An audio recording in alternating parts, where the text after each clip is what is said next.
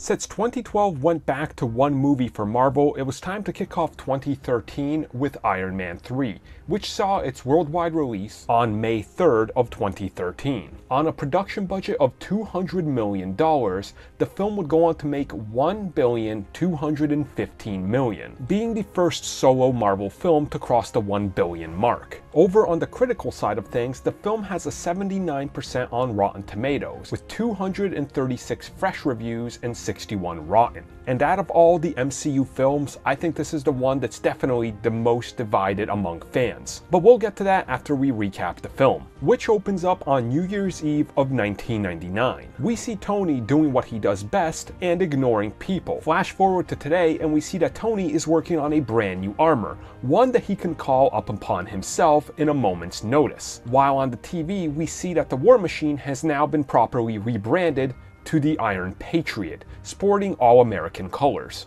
While Tony is busy having panic attacks, trying to hang out with his friends and just carry on normal with his life, Pepper goes on business meetings, one with Aldrich Killian. Happy Hogan unfortunately finds himself in a bad location as he's part of a bombing that goes very wrong. He survives, but he's very hurt. This is all orchestrated by the Mandarin. Tony Stark goes on national TV and gives the Mandarin his address, telling him he knows where he can find him. This was a bad idea, as the next day we see that the Stark mansion actually gets attacked by a bunch of helicopters. As Tony fights to save Pepper Potts, he is dragged underwater and presumed dead. But of course that's not the case, as the Iron Man armor decided to activate the failsafe and take him to a faraway remote location. Here he's helped by a little kid who's going to more or less set him on the right path. It is now time for Tony Stark to start uncovering the mystery of exactly what happened and who this Mandarin is. All while Pepper Potts finds herself going deeper and deeper in a direction she does not want to be in. It just so turns out that Killian is actually using something called Extremis to turn people into living explosives. Meanwhile, Tony Stark is captured, but he's able to use his remote-controlled Iron Man armor, which we saw at the beginning of the movie, to get himself out of this situation.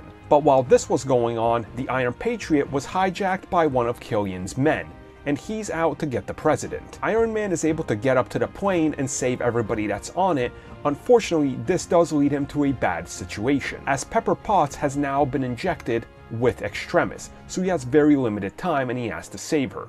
As it turns out, the actual Mandarin was a fake, and Killian turns out to be the real Mandarin. The two have a pretty great battle, including all of the other Iron Man armors, and Killian is ultimately defeated by Pepper Potts. At the end of the film, Tony Stark finally has a surgery that's been perfected, and he's able to remove the arc reactor and all the shards out of his chest. And the post-credit scene just happens to be Tony Stark telling all of this, exactly what happened, to the one and only Bruce Banner, who ended up falling asleep right as he began the story. The cast of Iron Man 3 is the biggest so far in an Iron Man film. Robert Downey Jr. of course comes back as Tony Stark, aka Iron Man.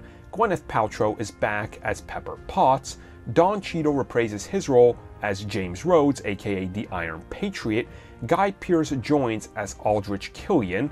Of course, Rebecca Hall joins as Maya Henson. Jon Favreau forgoes directing this movie and only happens to star as Happy Hogan. And Ben Kingsley rounds off the cast as Trevor Slattery, aka the fake Mandarin. And this is where most people's problems come in with it. While the Mandarin is definitely not a good comic book villain at all, and he only has one thing that anybody remembers him for, many people felt misled by this misdirection, and especially making Aldrich Killian the Mandarin for this film. They wanted to see the comic book version, and a lot of people's disdain for this film comes mainly from this one factor. And the film, once again, like the first Iron Man, deals with the demons within Tony Stark and having to fight them. And it's definitely a great evolution for the character. Iron Man 3 happens to be my favorite of the Iron Man films. I really enjoy it, I love the twist, and I love how they get emotional and down to who Tony Stark is and how he deals with panic attacks and anxiety. Unfortunately, I happen to be in a super minority here, as most comic book fans absolutely hate this movie,